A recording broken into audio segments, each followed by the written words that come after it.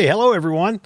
Hope everybody's doing okay. We did survive the Ice-Mageddon of 2026 here in the Texas area. I'll tell you what, I don't think I've ever seen ice and snow on the ground here as long as we've had it. In fact, I walked into the studio today and it's been 10 days or more, and there's still a big pile of ice and snow out there on one of the sidewalks. So it's kind of funny. But anyway, I've had enough winter. I'm ready for spring. So, dear Lord, whenever you're ready, let's go ahead and send it our way.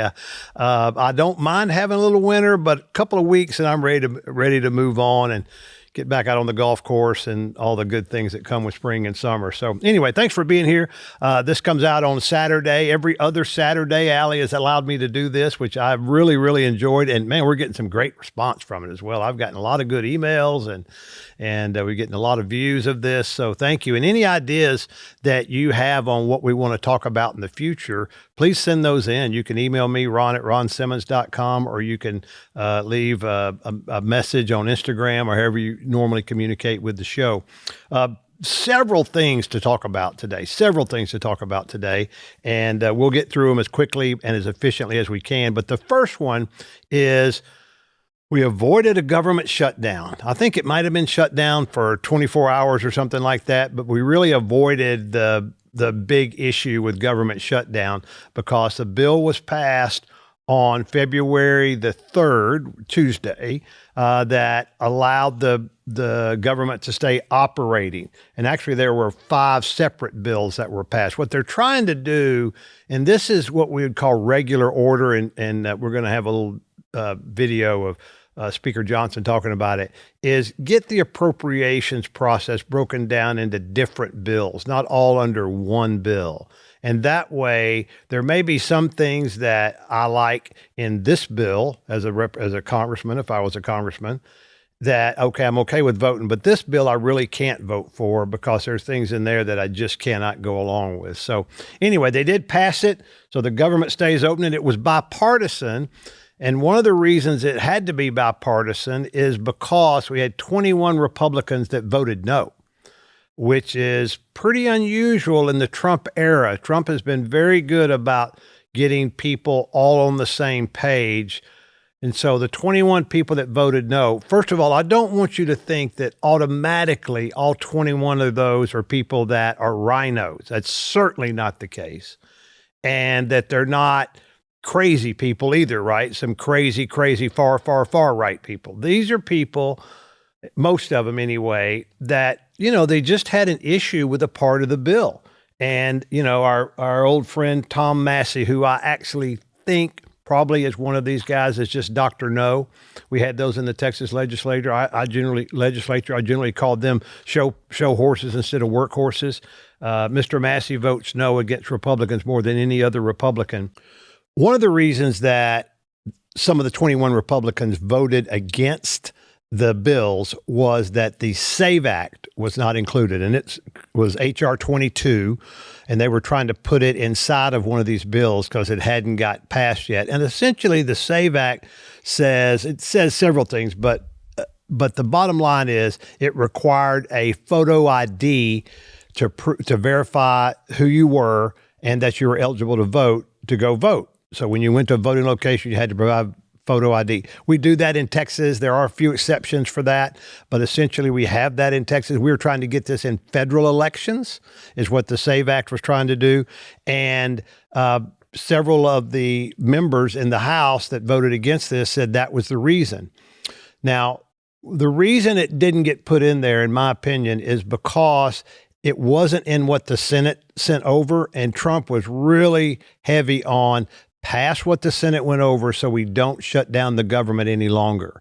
And if they would have put it in there, it would have had to go back to the Senate. And during that time, the government would have been shut down. And for whatever reason, for the most part, when there's a government shutdown, mainly because the media plays into this, is they blame it on Republicans. And going into a midterm year, we don't need that issue. So it's a hard vote. And I sympathize with the 21 that probably wanted to vote yes on this and follow their leadership and follow their president, but they voted no. Now, some of them, are just no people, but there are a lot of them that I believe had a legitimate reason.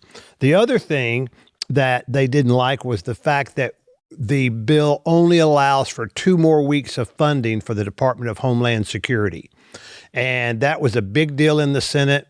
That was actually something that Schumer and Trump negotiated to be able to do that. And the idea is over the next 2 weeks, they're going to have separate discussions and debates over funding for DHS. And it won't just be the funding so much, it'll be the rules that DHS and regulations that kind of control them.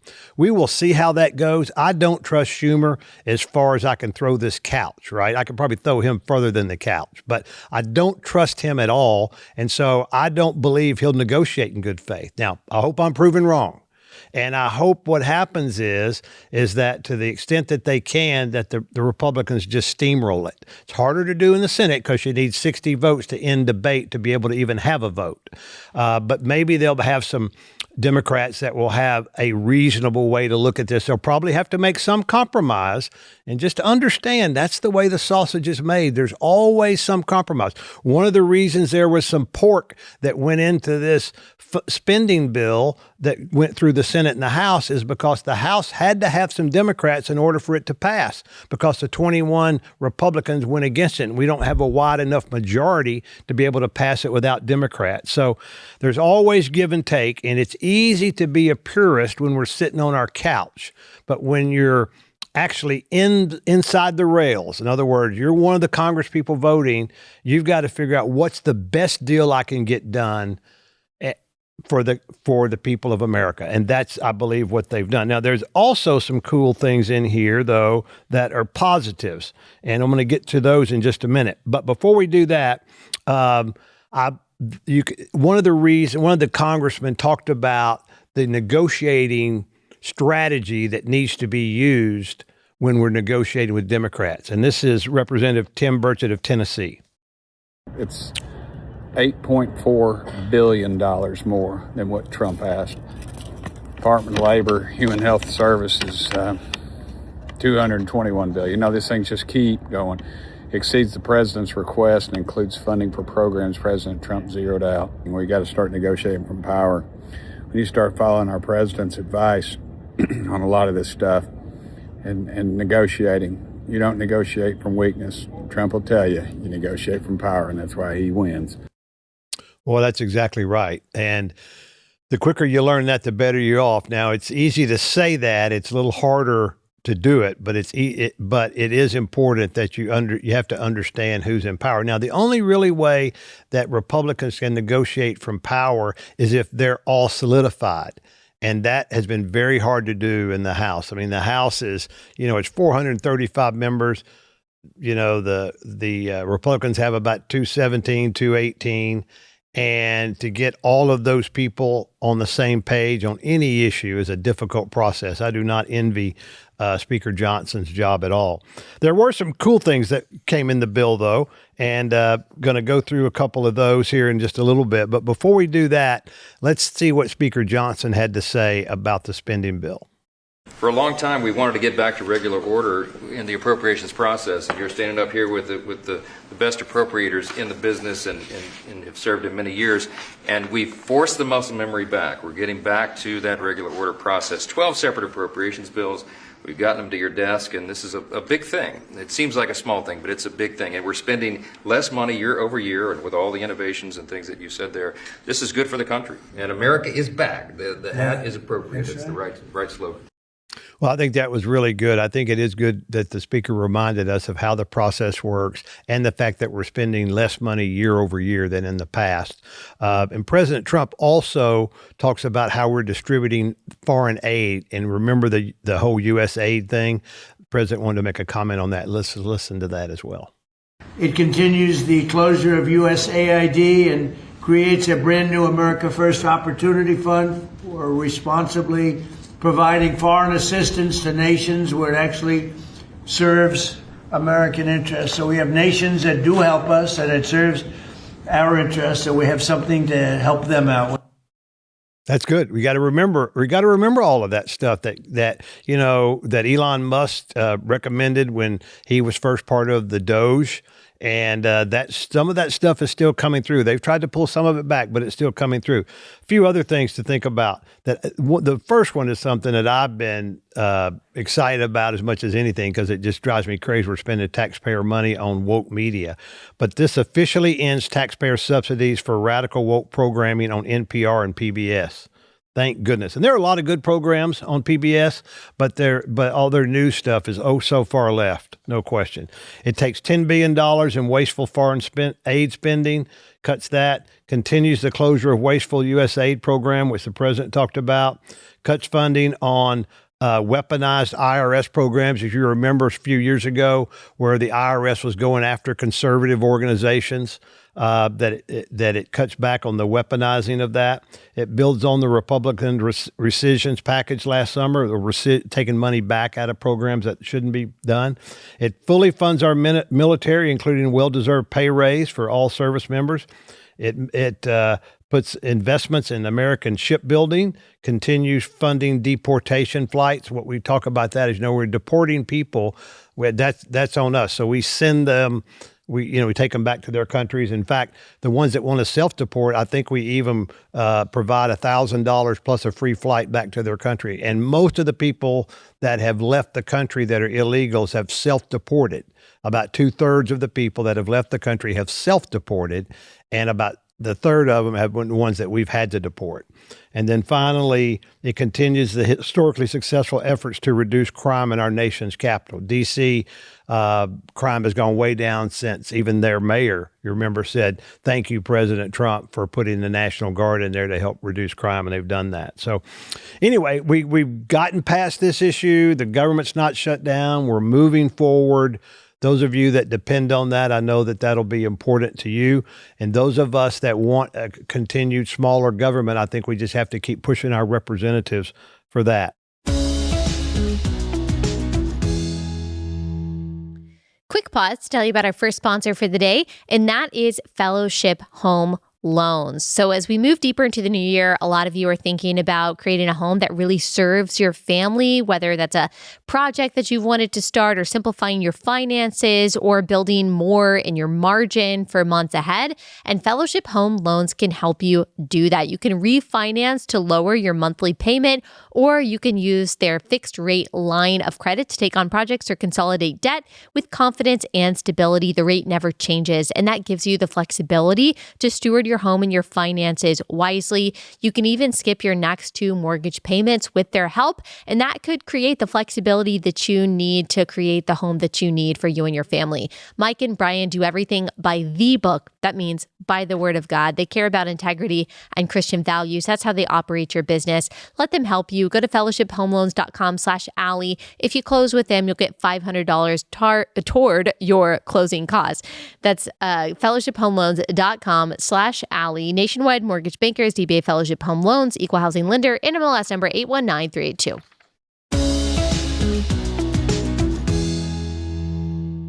Next thing we want to talk about is, and this is just a reminder, all right? This is a reminder of Republicans versus Democrats and how different they are.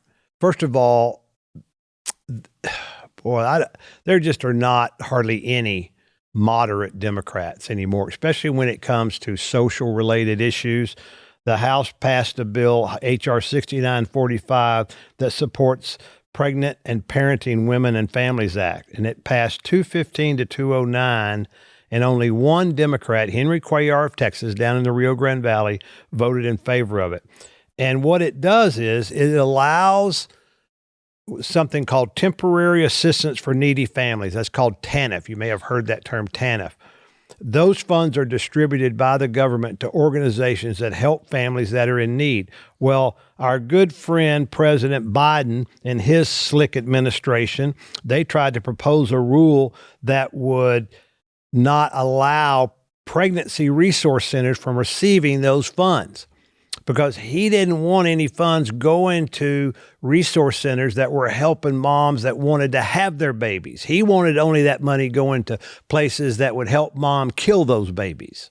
And this has been stopped, thank goodness. In fact, his rule didn't ever get passed, which was which was good. But this bill has now gone to the Senate, all right, for them to act on it, and we'll see if they act on that or not. We hope they do, but you don't know. Another bill that the House has proposed, and it passed by a vote, is the Pregnancy Student Rights Act. And what this does, it requires colleges and universities that receive federal student aid to inform pregnant students about their rights on campus and community resources and accommodations, and how to file discrimination complaints so they can carry their pregnancies to term and continue their education. But just to show you how crass Democrats are related to the unborn, here is a little video from Representative Bobby Scott out of Virginia and his opposition to what seems like a pretty common sense, helpful piece of legislation. Mr. Speaker, I rise in opposition to H.R. 6359, the Pregnant Students' Rights Act. This bill requires schools to provide pregnant students with information about on-campus and community resources and accommodations to assist them in carrying a baby to term while they pursue an education. Unfortunately, instead of sharing unbiased and comprehensive information, this bill requires schools to distribute only partial information about a student's rights under Title IX, and selective information and resources that solely encourage students to carry a pregnancy to term. It provides no information about rights and accommodations for students who may find themselves in a medical situation that requires an abortion. Can you imagine that? I mean, it's just hard to even believe, but we don't want to get lackadaisical because Roe v. Wade's been overturned, and we don't want to give up fighting because, the big issue now is all of the abortions that are happening through the pill.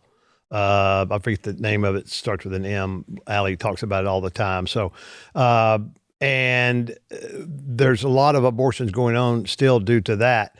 And the Democrats are almost 100% vote in blocks against anything that's pro-life. Henry Cuellar, as we said, the only representative that voted in favor of the bill. He's in a predominantly Catholic district down there in the Rio Grande Valley, Hispanic Catholic district, which we know most Hispanics are pro-life.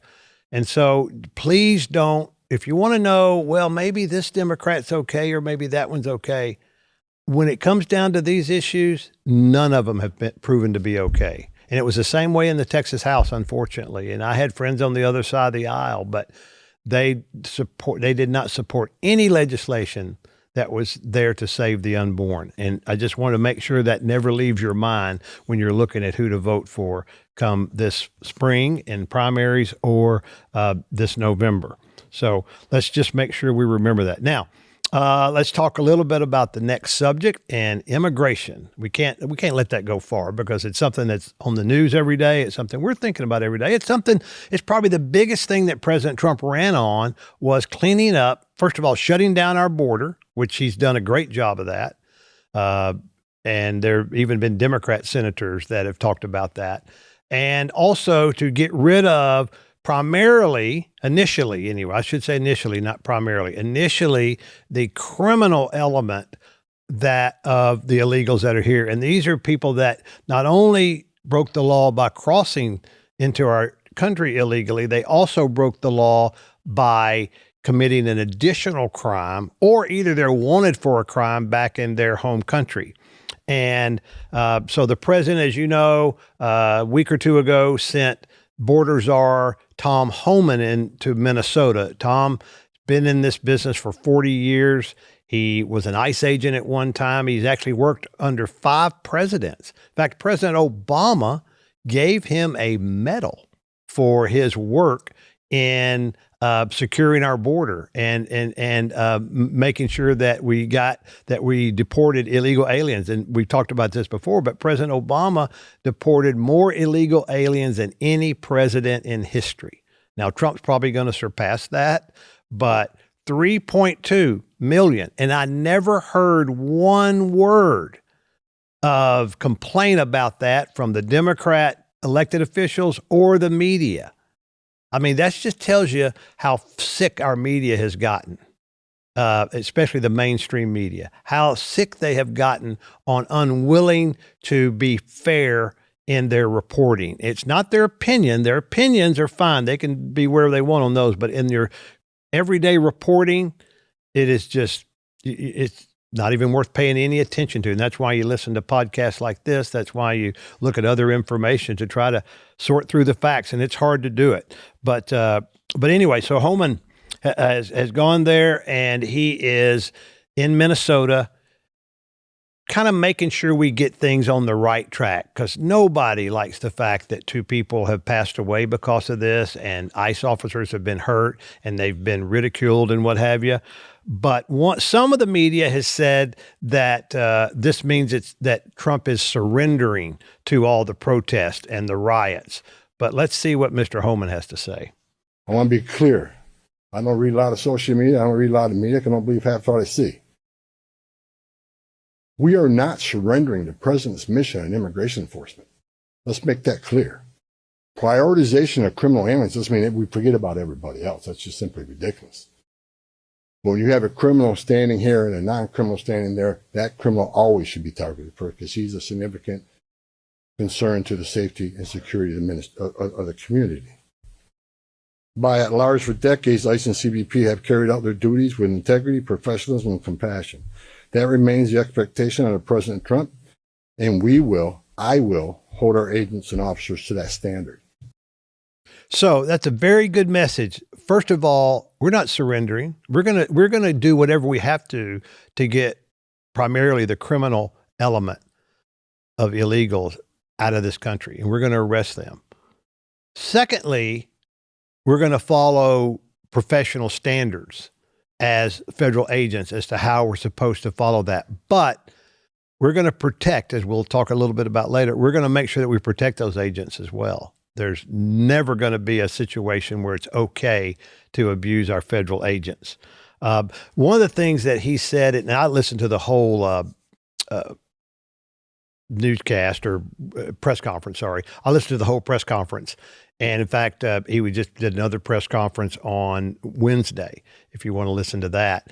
But I listened to the whole thing. And one of the things that he said, this is so interesting, and he's going to talk about it in just a second. We have a clip of it, is that the reason that we have to have so many agents, ICE agents and federal officers in Minnesota right now is because that we don't get any cooperation up to date out of the elected officials and the law enforcement there.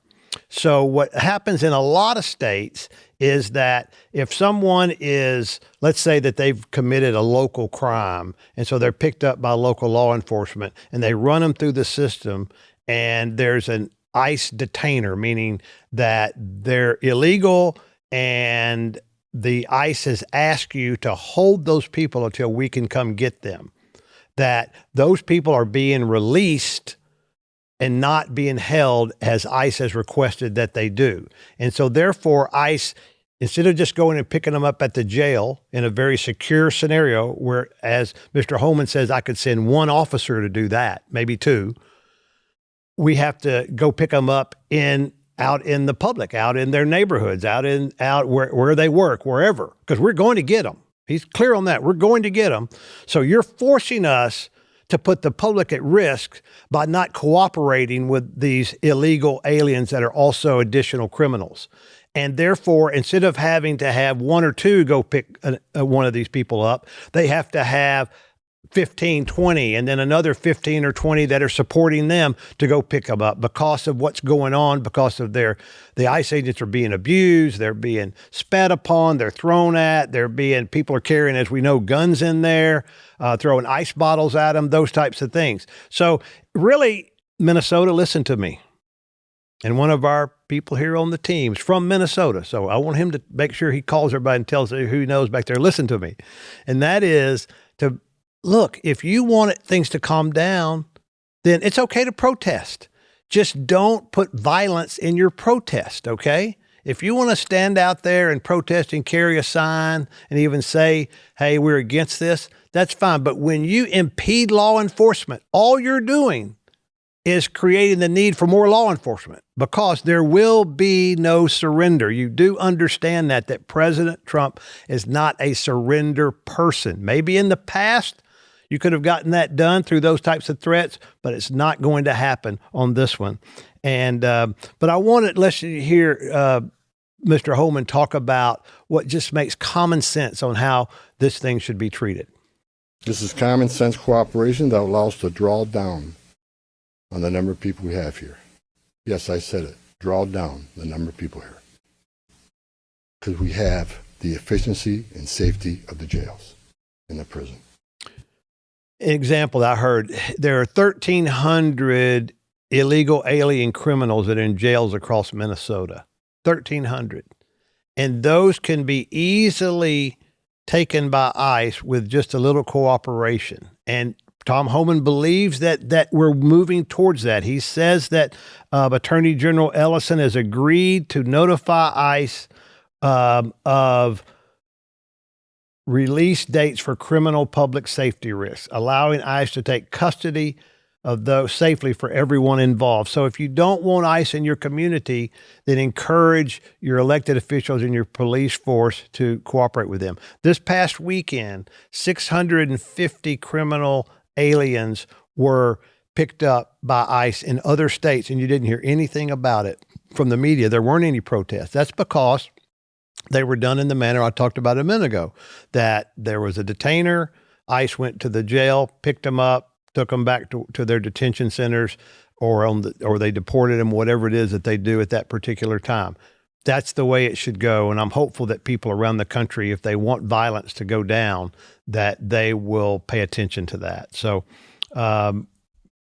again, this immigration thing is going to go on for a while now. Biden let in 14 million people, didn't vet hardly any of them. And so you're going to see this immigration enforcement going on until the problem is eradicated. And again, I'll call on Congress, Senate, and House, get together, get some better immigration laws that allow good people to get here easier and bad people to never get here. That's what it takes. Instead of using this as a political football, which is what continues to happen, both sides use it to their advantage, okay?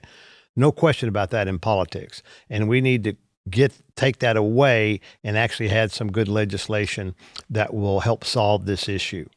All right. So Trump, of course, weighs in on all of this, and he has said, he calls it the "Ask Us" doctrine, and what he's basically saying, which is true, but it's all some funny stuff. In fact, let's go ahead and put his statement up there from Truth Social. I'm not going to read the whole thing. Obviously, it's a lot on there. You can go read that. But essentially, what he's saying is that we are going to guard federal property, but it's up to you, the states, to guard your own property and protect your own citizens. And we will happy to come in there, but you've got to ask us.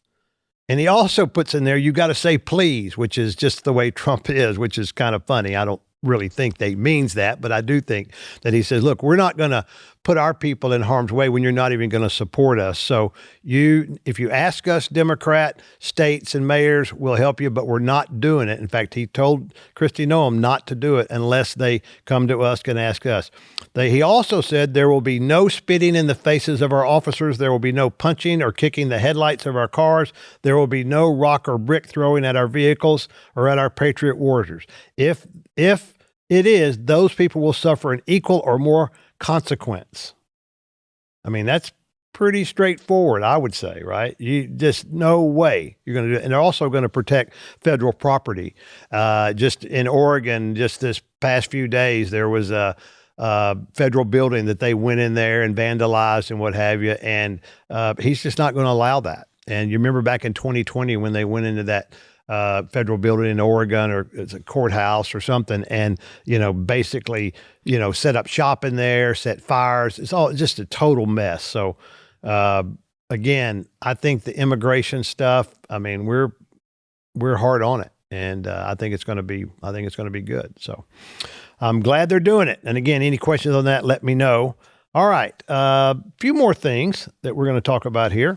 And one of them this is something that I didn't put in the show notes for for the staff here, but I read an article this weekend, or actually an opinion piece by Senator Bernie Sanders. And it was about credit card interest rates. Most of the people that I'm talking to probably have some credit cards. I don't know. Hopefully you're on the way to getting rid of as many of those. Maybe you keep one just for emergency purposes. But if you're on the way to getting rid of those, like Dave Ramsey talks about and other financial people talk about, I certainly agree with that. I talk about that in my book, Life Lessons from the Little Red Wagon. But what he says is that he wants the federal government to cap, which they could do, interest rates on credit cards to 10%. You know, most credit card interest rates are 17, 18, 19, even 20-something%. And it sounds good, right? I mean, most of us would say, yeah, that'd be great. That would bring my cost down and all that. Here's the challenge, all right? And I just want to make sure you understand this, is that the reason credit card interest rates are at 20-something% is because the consumer laws very much relating to credit cards very much favor the consumer, meaning that you see all these programs where, hey, I'll help you reduce your credit card balance, or I'll make it to where you're not paying interest on it and all that. Well, all of those things reduces how much credit card companies actually collect. And then people just don't pay. They file bankruptcy or whatever and just don't pay their credit cards off.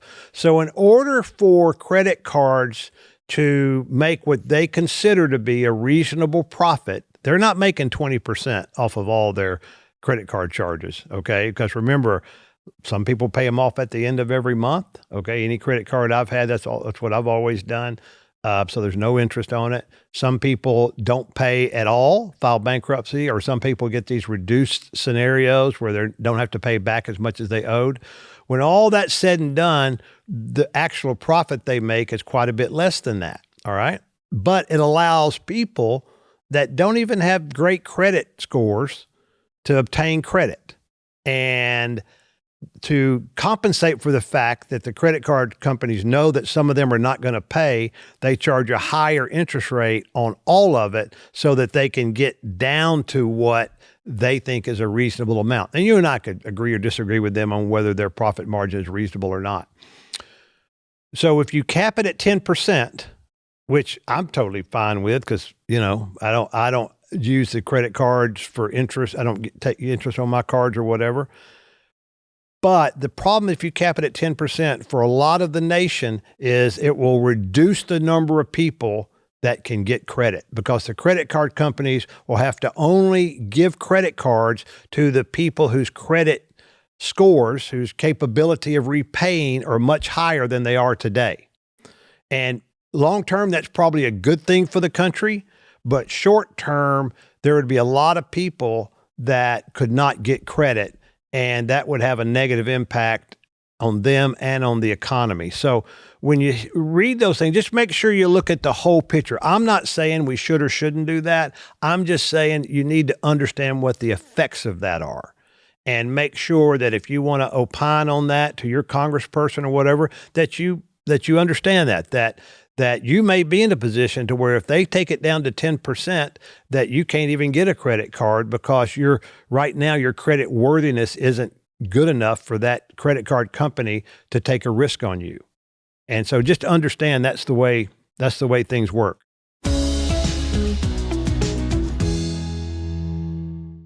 Next sponsor is Cozy Earth. Okay, you want to listen up. You got about a week until Valentine's Day, guys. And so I think if you order from Cozy Earth, you can probably get something in before then. And I think that your wife or girlfriend will love Cozy Earth and their lounge sets, their pajamas, their bamboo sets are so comfortable. I would know. I have multiple sets of these. I love Cozy Earth. It's so luxurious. It's temperature regulating. That includes their sheets, which are so high quality, really comfortable. Their towels are amazing too. So if you want affordable but very luxurious stuff for yourself or for a loved one in your life, you've got to go to Cozy Earth. If you go to cozyearth.com and use code relatable, you can get up to 20% off on your order. That's cozyearth.com, code relatable.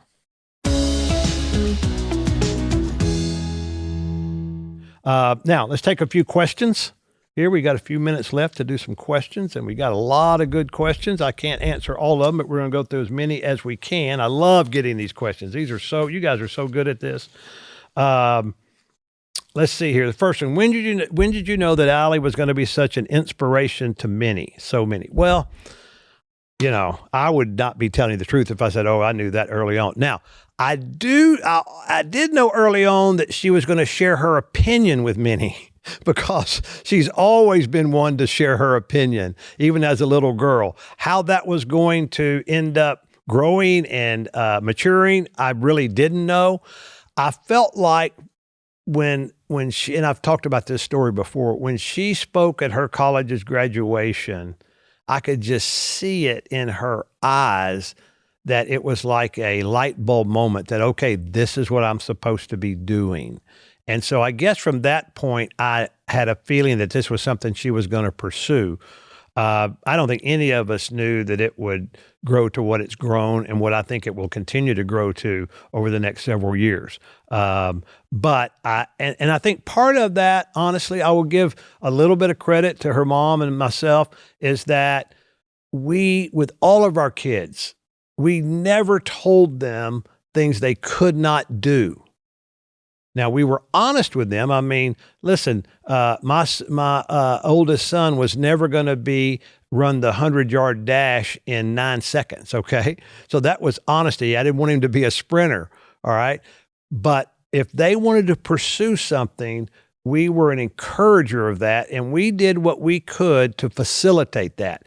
That means if Allie wanted to do this or that, and I had contacts in a place, I use those contacts, okay? So moms and dads, you have a wealth of connections that you need to be willing to utilize for your kids. There's nothing wrong with that. That's the way things work. That's the way things should work. It's also important, though, moms and dads, that you live a life of integrity and character so that when you go to someone and saying, hey, my daughter's interested in this, I know that you're involved in that business. Can you give her a look? Okay. They're not going to pay attention if I don't have integrity myself. So moms and dads, we have to live a life of integrity and good character so that people will listen to us as well. Let's see here. Are there any conspiracy theories that you believe in? I don't believe that John Kennedy was only shot. I think he was shot by Oswald, but I think there was more to it than that. I'll go to my grave thinking that. I don't know if it's true or not, but I do believe that there's more to it than that. All you had to do is read the Warren Report and know that the magic bullet theory just didn't add up to me. I thought that was interesting. All right, let's see here. What are your parenting tips for raising strong adults who don't walk away from their faith? I think the only thing that you can do is that when your kids are young, that you expose them to your faith and that you teach them the basic values of your faith and the tenets of your faith. And then as they become older and they become, adults, you've got the foundation in them. I experienced this in my own life. I went through a period of time in my mid to late teenage years. My mom and dad had divorced, and I don't know, it was just a mess. And I wondered, where's God during all this, right? And, but the foundation was set that it brought me back to him later in my teen years, when Lisa and I were dating and what have you. So I think you have to build the foundation, and then it'll be up to their own free will whether they leave that or whether they never leave it or whether they leave it and come back. Between them and God, it will be through them. Now, you can still have influence through all that period of time, and they need to see you living a life that's committed to Christ. But I do believe the foundation early is the key point. If you haven't didn't give the foundation early because you didn't come to Christ till later and your kids were already born, then there's no time like the present to get that started. All right. And don't ever give up on that, because I do believe that what you plant in there, that the Holy Spirit can water and grow. And I absolutely believe it. I've seen it happen too many times. What did you do to protect your children what would you do if protect your raise them today versus when you did? Oh, that's a good one. First of all, I'm thankful that I'm not a new mom or dad today. It's very difficult. I think the thing that you do is a lot of the same. Some of the things are the same, is that you build a foundation of faith with them, making sure that they're in church regularly, making sure that you guys are talking about things that are related to your faith and to your value system, and that you're living that. You're not just talking about that.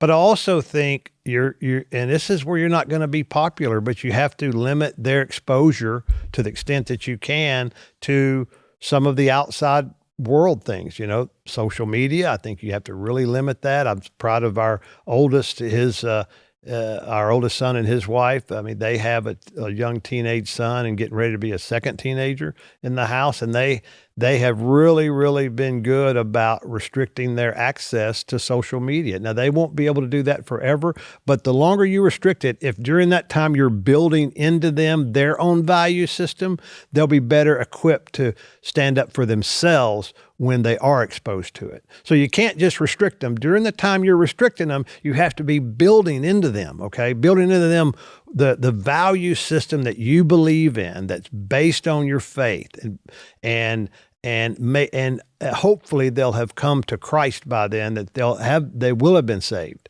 and they'll be wanting to walk with the Lord. And so that's what you have to do. It can't just be a vacuum, because if you just restrict it and don't do anything, then they're just going to be more hungry for it.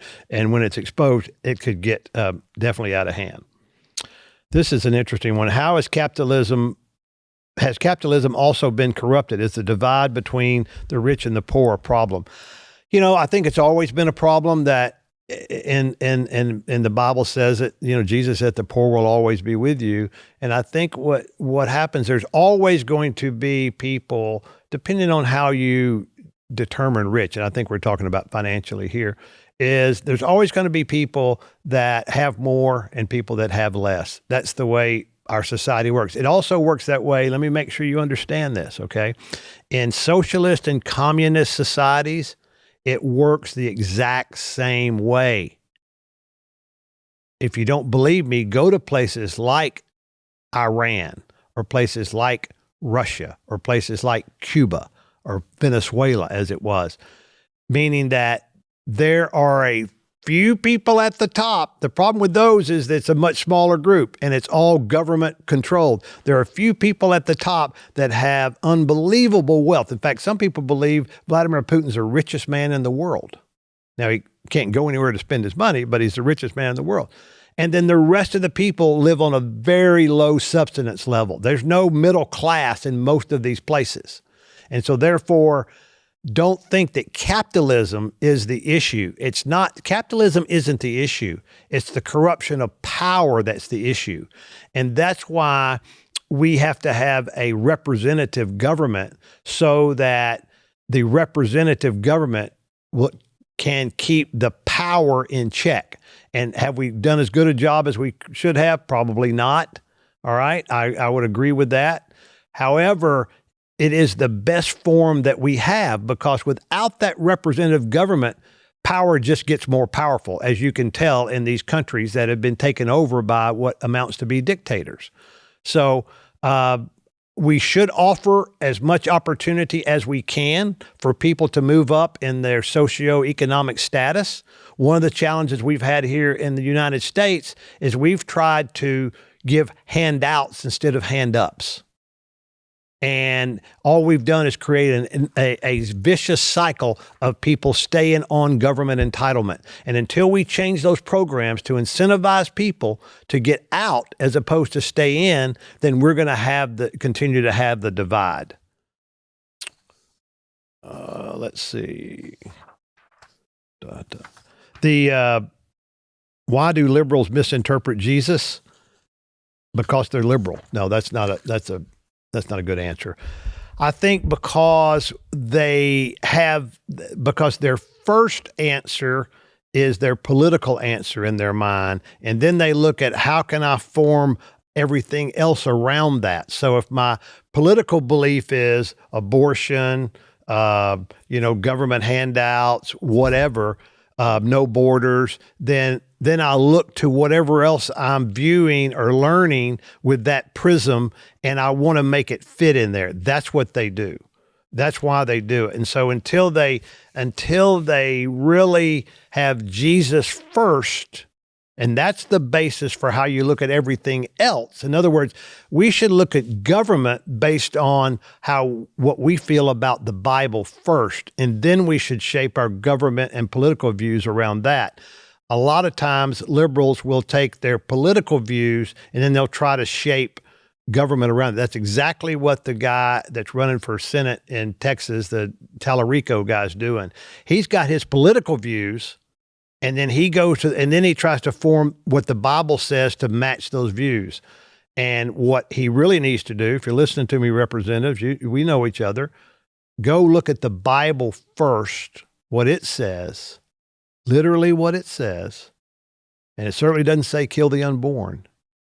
And then shape your political views around that. If you do that, our country would be a lot better off for all of us. All right, finish up here. Words, and again, if I didn't get to your question, feel free to email me on that.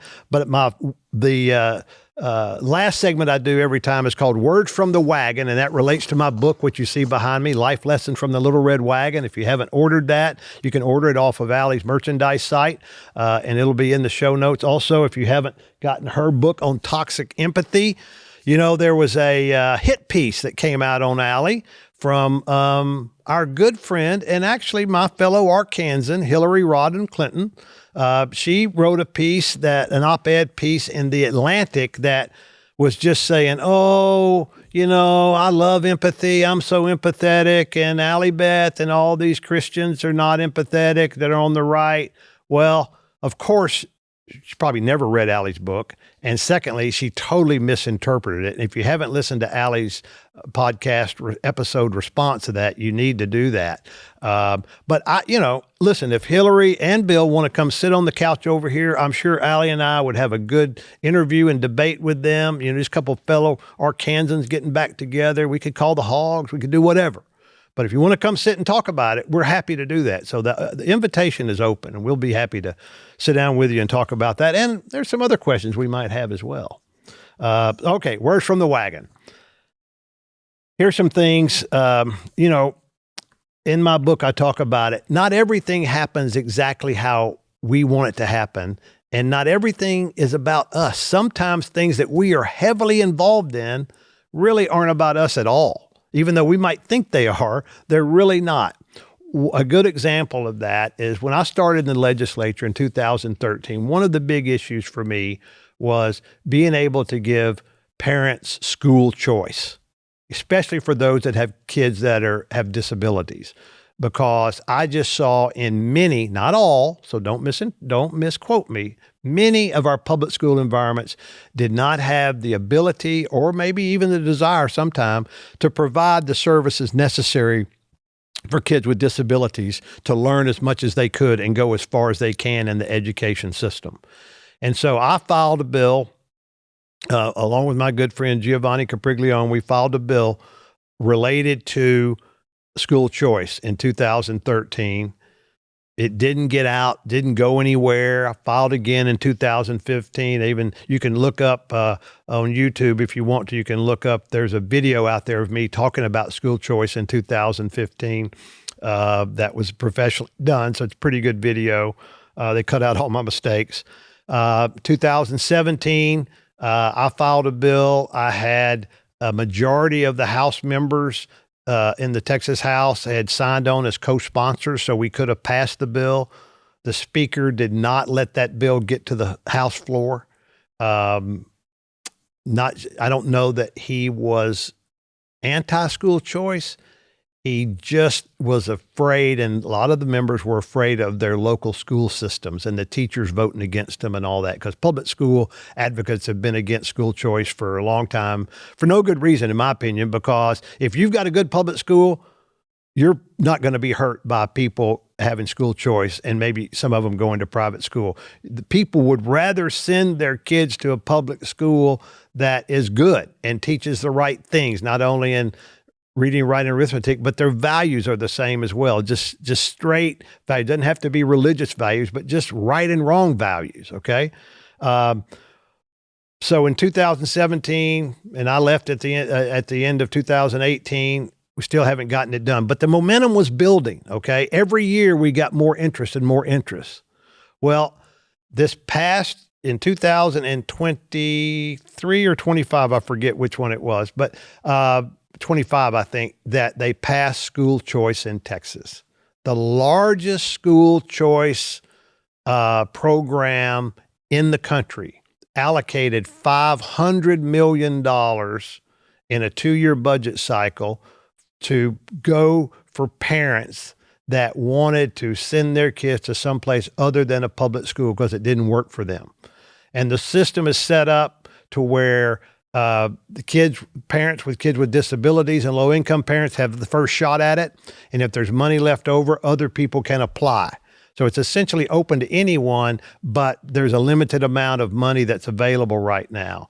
And it started actually this week is the week you could start to apply for that. And it was so exciting to me that something we started a long time ago that certainly really wasn't about me, that's finally gotten done here in Texas. And and you have a lot of other states as well. So that's a big, big shout out. If you live in Texas, you can just Google school choice in Texas, sign up, and it'll take you to the link where you can sign up for that and put your application in, because you never know.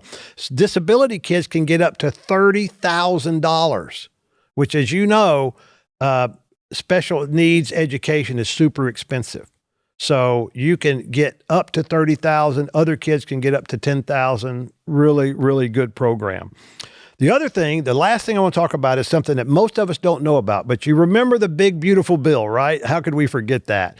One thing in there was that there's essentially now a $1,700 federal tax credit. And tax credit, remember I've talked about this before. When you have a tax credit, if I owe $3,000 in taxes and I get a $1,000 tax credit, I only owe $2,000, okay? Unlike a tax deduction, which is just a percentage of that. So a tax credit is dollar for dollar. And there is a $1,700 tax credit available again in 2027 that you can take $1,700 off of something you would send to the government. Instead, you would send it to these, what they call scholarship granting organizations, okay? And their whole deal is to give scholarships initially to low-income kids so that they can have school choice. So why wouldn't you and I, which we should, and if we've got taxes to pay, which we all have taxes to pay, okay? Some of them are taken out of our, payroll, and some of them we just pay quarterly, is take that $1,700 of that and give it to one of these scholarship organizations so that you can help more kids have school choices. And I know a guy at one of the organizations called ACE Scholarships, ACE, you can look them up. And they say this is going to be an incredible program. So I want you to look into that, because those of us that have a tax liability, which almost all of us do, let's take $1,700 of that and give that to one of these organizations so that they can help a kid have school choice. That would be a really good thing to do. So anyway, thank you for your time today. I hope you enjoyed it. We always appreciate you. I appreciate you supporting Allie and her podcast. Keep praying for her. She's got a busy winter and spring where she's speaking all over the country, and she gets attacked like Miss Hillary did, but Allie knows how to, in her own special way and through the grace of God, be able to respond to that. Thank you. We'll see you next time.